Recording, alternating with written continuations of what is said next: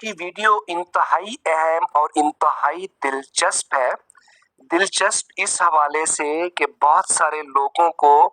ये शिकायत, ये मसला दरकार होता है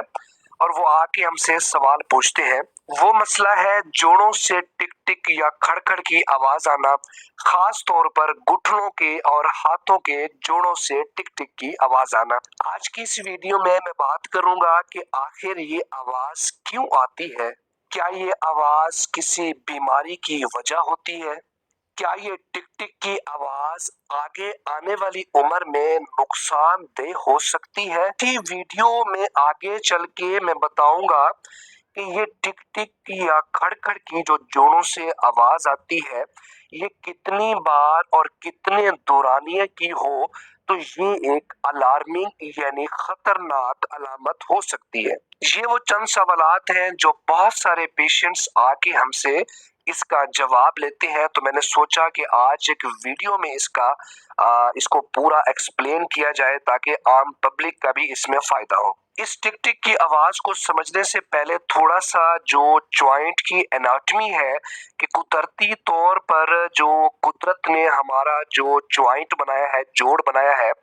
इसके दरमियान दो हड्डियां, अगर हम बात करें घुटनों के जोड़ की, तो नीचे दो हड्डियां, एक बड़ी हड्डी ऊपर है, इसके ऊपर एक छोटी हड्डी कार्टिलेज है जिसको हम पेडिला कहते हैं। ऊपर से तीन मसल्स है, नीचे एक मसल है जो इस जॉइंट की मूवमेंट के लिए बहुत ज्यादा रोल प्ले करता है और इस पेडिला की मूवमेंट के लिए अहम है। अब इन हड्डियों के दरमियान की जो जगह है जिसको हम जॉइंट या जोड़ कहते हैं, तो कुदरत ने इधर एक फ्लूइड रखा होता है कि जो आपस में जो इनकी जो फ्रिक्शन है, जो इनकी रगड़ है वो कम से कम हो, तो उस फ्लूइड को हम कहते हैं साइनोवियल फ्लूइड। अब बेसिकली एक नेचुरल प्रोसेस है कि इस सनोवियल फ्लूइड के अंदर गैस बबल्स, और अक्सर ये समझा जाता है कि नाइट्रिक ऑक्साइड्स या नाइट्रोजन गैस बबल्स इन सैनोवियल फ्लूइड के अंदर पाए जाते हैं, और यही गैस बबल्स जो है,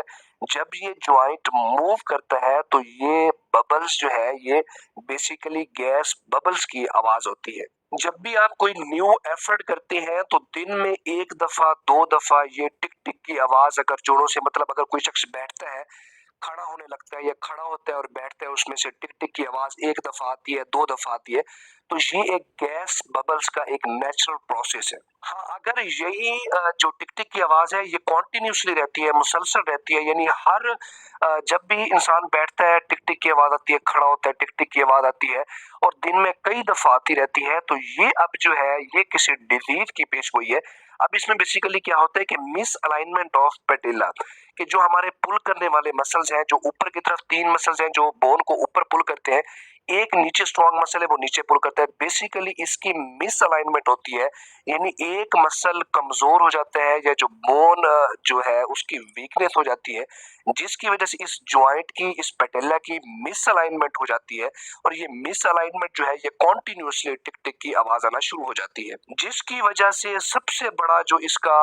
जो नुकसान है वो ये है कि वेयर एंड टियर प्रोसेस शुरू हो जाता है। कि जिस तरह से आप ये समझे कि अगर हम कॉन्टिन्यूसली जो हड्डी है उसको हम रब कर रहे हैं, या जो कपड़ा है उसको हम किसी हार्ड चीज के साथ रगड़ेंगे, एक दो दफा रगड़ से तो उसके ऊपर फर्क नहीं आएगा, कॉन्टिन्यूसली अगर हम रगड़ेंगे तो साफ ज़ाहिर है वो फट जाएगा। तो इसी तरह से जो हमारे टेंडन है, जो हमारी बोन है, वो कॉन्टिन्यूसली मिसअलाइनमेंट की वजह से आपस के अंदर जो रगड़ प्रोड्यूस हो रही है और उसके वजह से टिक टिक की आवाज आ रही है, तो ये बेसिकली आपके वेयरिंग एंड टेयरिंग, यानी जो आपके जॉइंट का जो बनने का प्रोसेस है, उसको जो तोड़ने का जो प्रोसेस है वो ज्यादा इंक्रीज हो जाएगा, और जो आपकी हड्डियां है ये खोखली होना शुरू हो जाएंगी, और इसकी वजह से आपकी बोन डिस्ट्रक्शन और जो जॉइंट की वीकनेस है या इन्फ्लेमेशन है या ऑस्टियोआर्थराइटिस या ऑस्टियोपोरोसिस का जो अमल है, जो हड्डियां कमजोर कर देता है,